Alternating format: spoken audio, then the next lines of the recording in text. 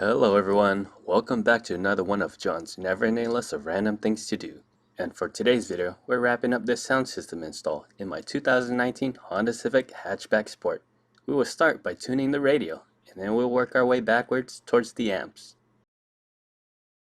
These here are the calibration tools I will be using to assist in my tuning for the system. Let's get started.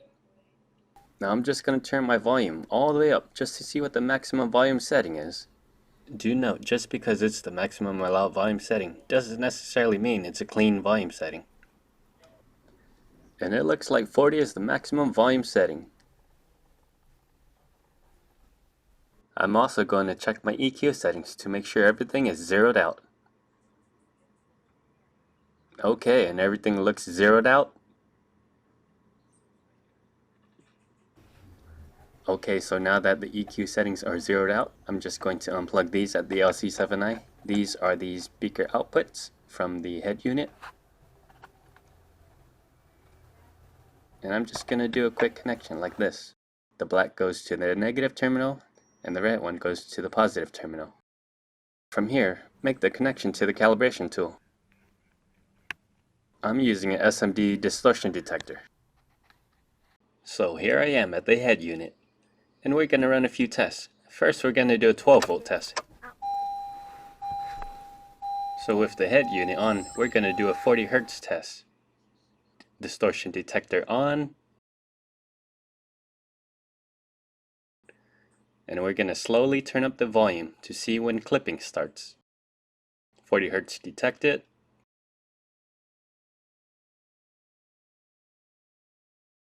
And there we have it, distortion. Turn it back one click, no distortion. So our maximum volume for 40 Hz is 35. Now we're changing the track to 1 kHz. Restart the distortion detector to recalibrate.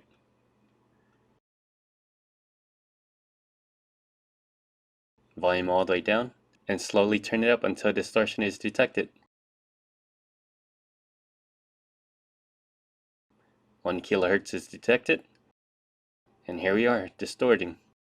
So turn it back down a few clicks until you do not see distortion.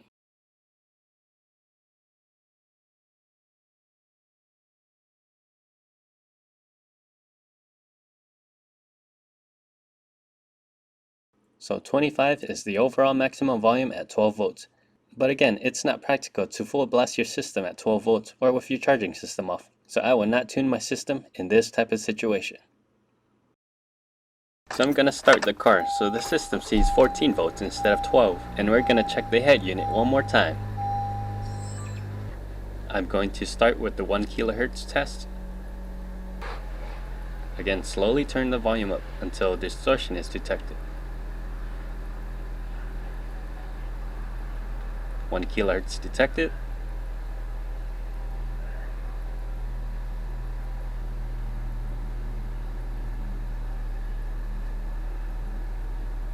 Distortion detected. So look at that, 27 instead of 25. If you calibrated your system at 12 volts, you just cheated yourself 2 clicks of volume from the head unit. Now I know 27 is the overall maximum volume, but I'm still going to do the 40 Hz test. So playing the 40 Hz track, turn the volume up slowly until distortion is detected. Turn it back a few clicks.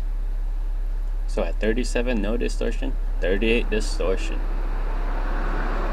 As a reminder, 27 is the overall maximum volume for my head unit, and I will calibrate my entire system with my volume at 27. As a side note, just because my head unit maxes out at 27 doesn't necessarily mean your head unit maxes out at 27, but it's a good reference point. Now that I have found the maximum volume settings for my head unit, I'm just going to plug these back into the LC7i. And I'm going to zero out all these settings right here. I'm also going to remove these speaker terminals right here as well.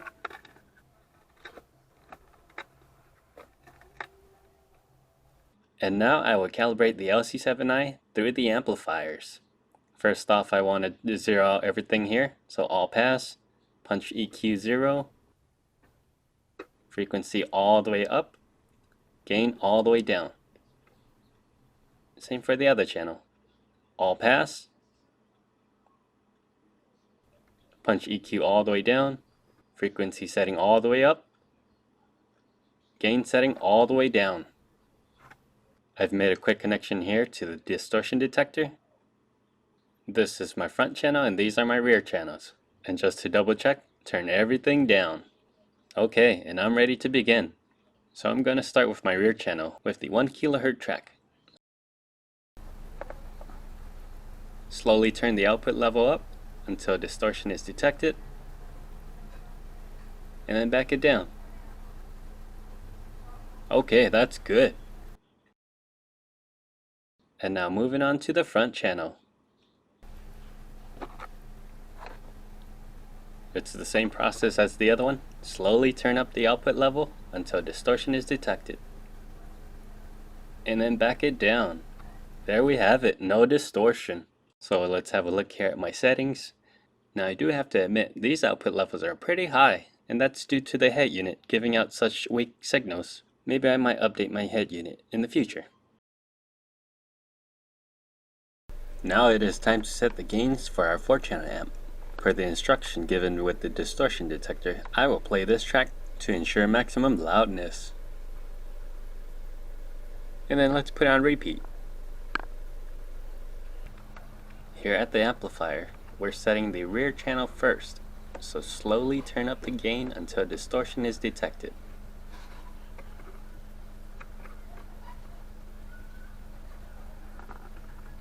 Distortion, and then back it down.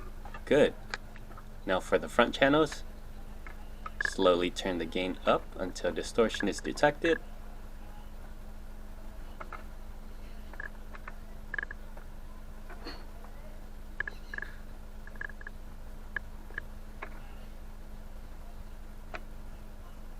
Here we have distortion, and then back it down. Now moving the connections over to my subwoofer amp. First off, I'm going to turn up the frequency all the way. Disable the infrasonic filter, punch gain all the way down, and gain all the way down. I almost forgot to mention, I have this bass knob right here. I'm going to include this. The instructions that came with the LC7i says to start this knob at the 12 o'clock position. I'm just going to go ahead and connect this right here, and this in here. And then I'll turn the knob all the way up. Okay, and now we're ready to tune it. Starting back at the head unit with a 40 Hz track, volume turned up to maximum, 27. Now I'm ready to make the adjustments at the LC7i. Once again, turn the output level all the way up until you see distortion. Well, would you look at that, no distortion, and it was turned all the way up. So what I'm gonna do is, I'm just gonna mess around with these knobs until I see a setting that I like, without distortion.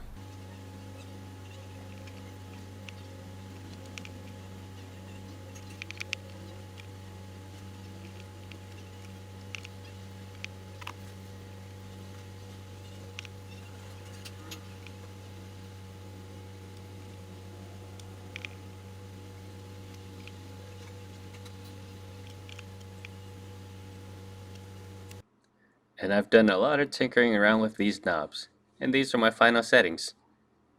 This light here did bother me though, so I had to turn the output level down a little. Now that I know my signal is clean from the head unit and through the LC7i, I'm ready to set the gain for the subwoofer amp. So per the instructions with the DD-1, I'm going to turn to this track for maximum loudness. Now I'm going to slowly turn up the gain until I see distortion. And here we have distortion, and then back it down. Now all gains are set, so I'm going to tune my amps to my desired frequencies. My mid, bass, and highs are going to be tuned to 125 Hz and higher. So with the crossover calibrator on, turn on the high pass filter, and then adjust the frequency until it says calibrated.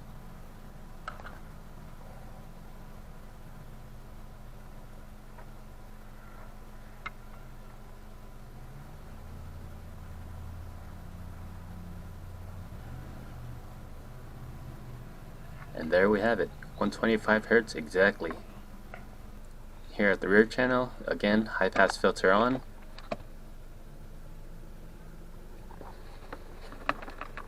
And then adjust the frequency dial until it's calibrated.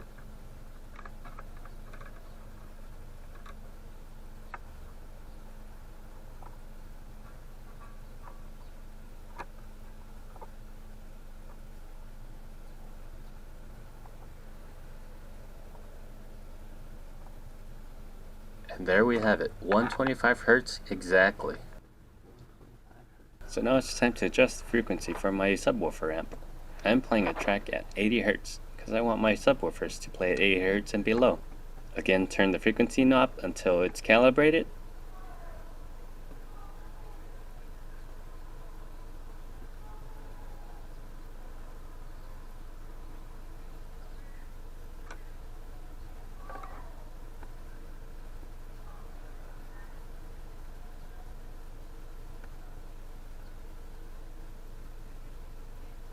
And there we have it, 80 Hz exactly. Now let's have a look at my final settings, starting from the LC7i. Here are my front channel adjustment. And these are the rear channel adjustments. This here is my subwoofer amp adjustment. Alright, and everything is fully tuned. So I don't know where I want to put my bass knob, so I'm just going to leave it here for now. I did install some speaker wires for my subwoofer. It runs along here and all the way down here. I'll just make the quick connections to my subwoofer. And just to let you know, I'm wired down to 1 ohm. Here's my connections from the inside. Since my subwoofer is a dual voice coil, 1 red wire for each voice coil and 1 black wire for each voice coil. And this is looking good. We're ready to have it installed. And after all the hard work, it's finally time to put the box in. This is a great feeling. Now don't break anything while you're trying to put it in. It is pretty heavy, but again, just work your way in slowly and take your time. Don't want to get to the finish line and then break anything. That would suck.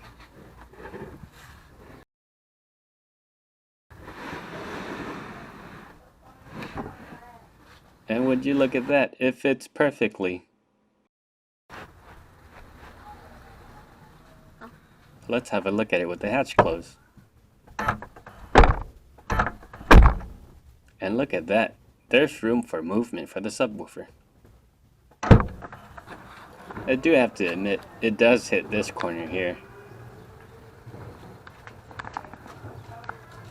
But look at this, I can still use my cargo cover.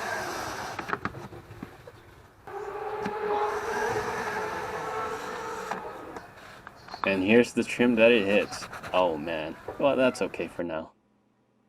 And to keep the box from sliding around, look, I can put a box here so I can go grocery shopping.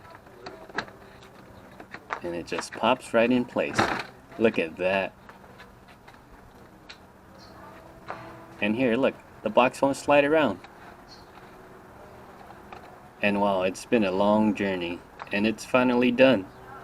I hope you guys enjoyed it. And if you liked it, go ahead and hit that like button. And if you're not subscribed yet, maybe even consider subscribing. And I will see you guys for the next random project.